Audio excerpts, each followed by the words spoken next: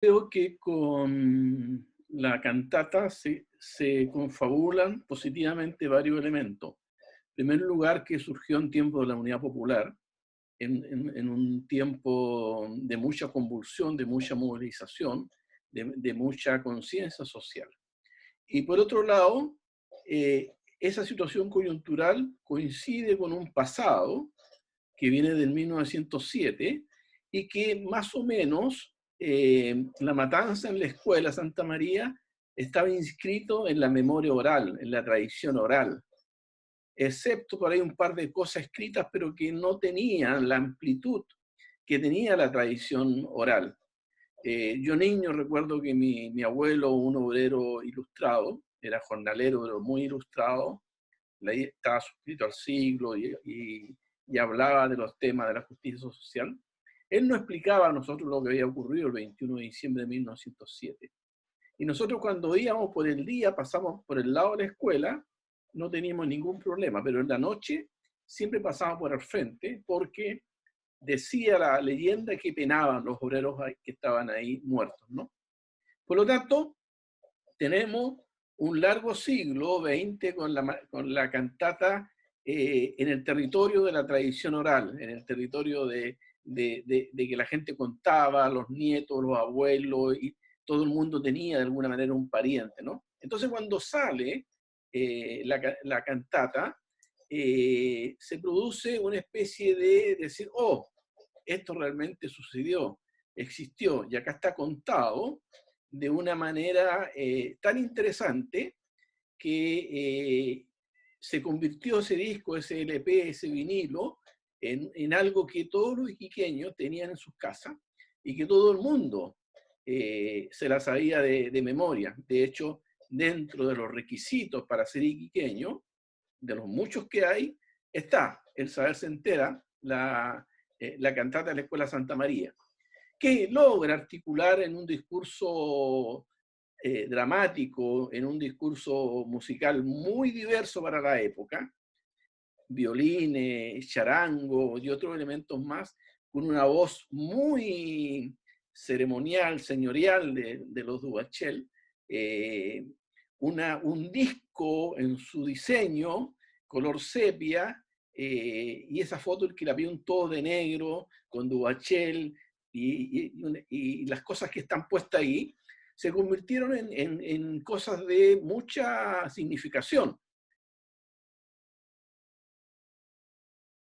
La industria del salitre lo que hace es atraer gente de todo el mundo.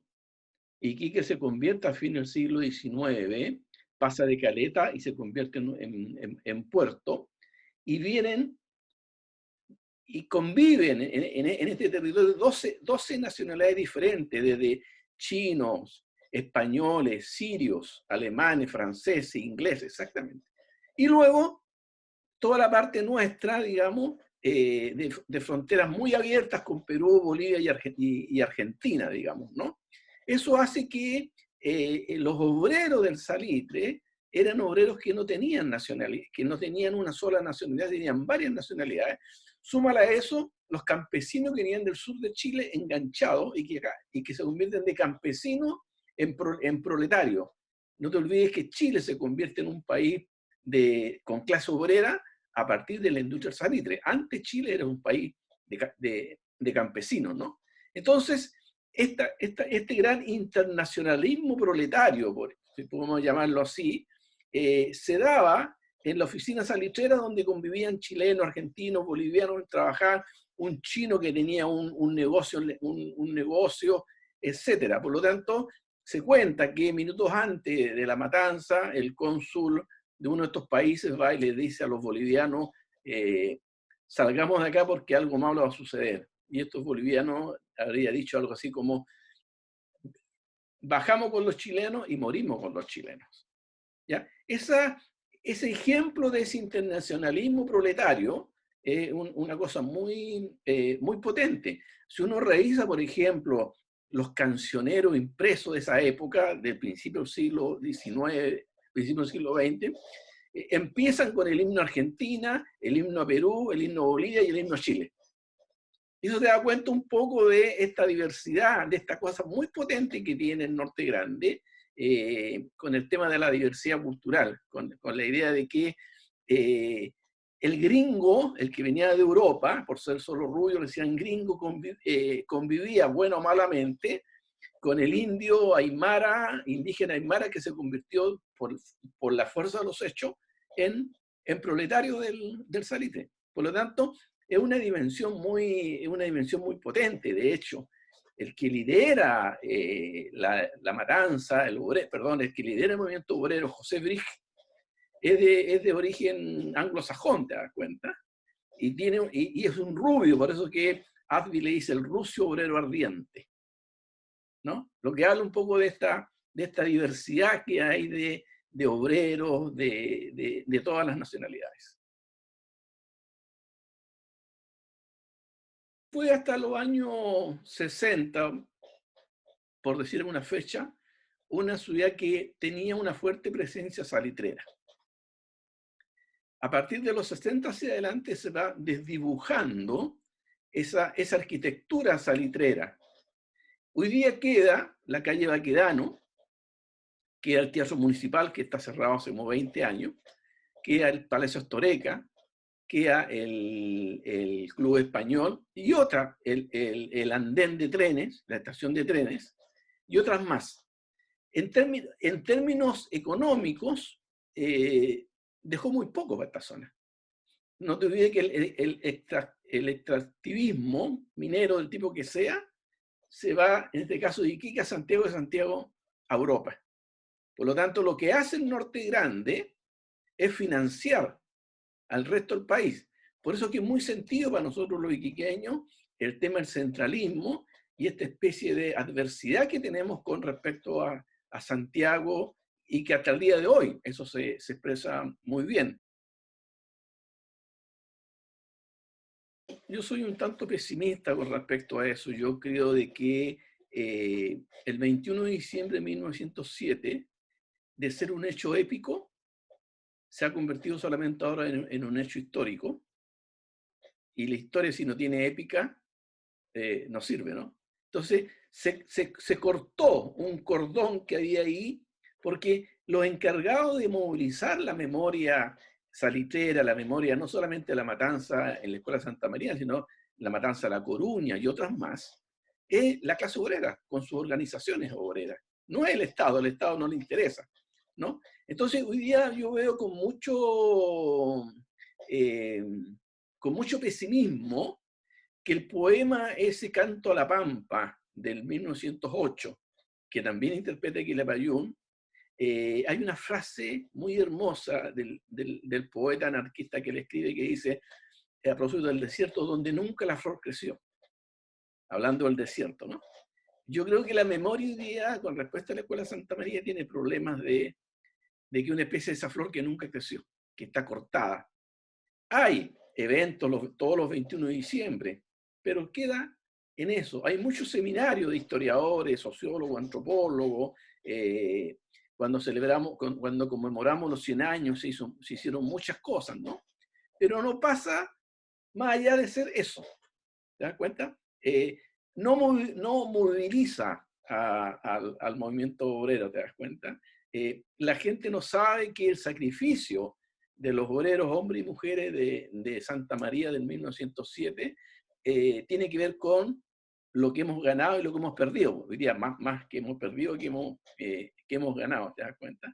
Entonces, en ese sentido, tenemos una deuda, creo yo, todavía con ese tipo de memoria.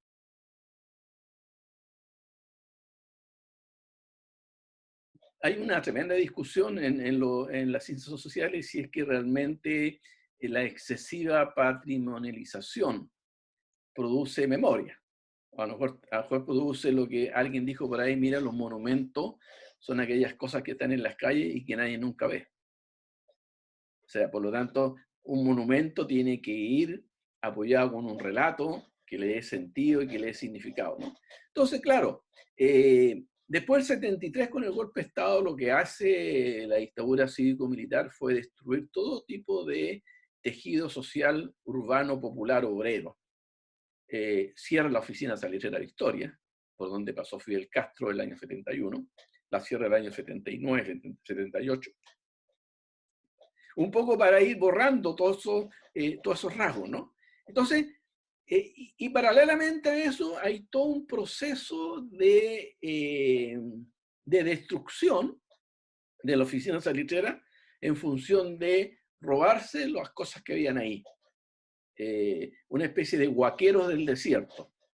No solamente huaqueros de cementerio, sino que huaqueros del desierto, el pino oregón, las riquezas que había en función de, por ejemplo, tú te puedes imaginar que Hammerstone, que no es la más representativa de la oficina salitrera, es más que nada una urbe, tenía cancha de tenis, tenía piscina, teatro, pulpería, mercado. No te olvides que ahí en un momento determinado se hace una telenovela, ¿no? Entonces, y al frente está la oficina Santa Laura, con sus tremendas chimeneas, que fueron las cosas que no se alcanzaron a llevar porque era muy grande y además porque estaba cerca del territorio. Entonces, a medida que los expampinos que cultivan mucho la nostalgia, empiezan a darse cuenta de que acá hay un tesoro, empiezan a organizarse. Empiezan a organizar en plena dictadura las semanas del salitre, muy nostálgica, muy despolitizada, obviamente, en la época, te das cuenta. Y se empieza a presionar para que sean declarados monumentos de la humanidad ambas oficinas salitreras. Pero el resto están destruidas absolutamente, o sea, no queda nada, quedan solamente aquellos que ya no se pueden llevar, que son las grandes murallas, pero todo rastro de lo que fue la vida cotidiana ahí, todo eso desapareció. Entonces, hoy día la puesta en valor de Hammerstone y Santa Laura va a tener sentido siempre y cuando también haya un relato ahí muy potente que hable de las condiciones que vivían los obreros, de las explotaciones que ahí se producían, de las tremendas desigualdades que habían ahí, de las pulperías, esto de comprar con fichas, todo ese tipo de cosas, que fue parte del pliego de peticiones que viene a los obreros en el 1907. Entonces, claro, es muy bueno que se haya recuperado, muy bueno, o sea, es una cosa valiosísima, se ha puesto mucho dinero y mucha energía en ese tipo de cosas, que es como memoria, pero si tú vas a ver un monumento a Napoleón y no sabes de Waterloo, te vas a entrar por un lado, te vas a ir por el otro, ¿no? Acá también tiene que ver con ese tipo de cosas.